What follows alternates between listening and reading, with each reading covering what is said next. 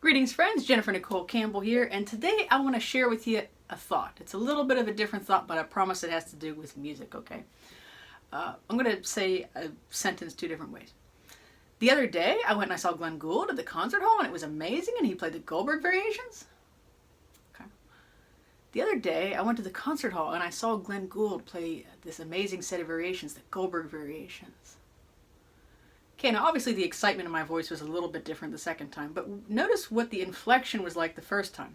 Da-da-da, da-da-da, da-da-da. It kept going up, up. So there's this thing called Upspeak. I'm sure you might have heard of it before. If you haven't heard of the word itself, I'm sure you've heard people talk like that before. You'll be surprised how much you notice. I mean, it's really kind of infected its way into the culture, whether it's a TV pundit you watch or a celebrity. If you listen to celebrities anymore, I don't know who does, but... or TV, radio personalities, and you might notice, wow, they're doing a lot of upspeak. And you might say, well, what's the problem, Jen? Come on, just stick with your music stuff. What do you got to bother my favorite celebrity for? No, I'm not trying to pick on people, but I do think it has to do with music, because speech is kind of musical in a way. And let's give a basic example of tonal harmony. You start with tonic, that's your home note, and if you go up to dominant, for example, you feel like you gotta kind of come back down at some point, right? Think about Mozart's lovely C major sonata.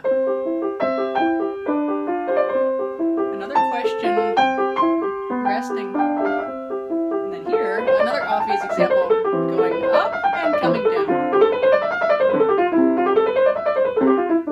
Okay, so it wouldn't be as effective as if you just kept raising it up and up and up, and then you never come back to the tonic, you never return home.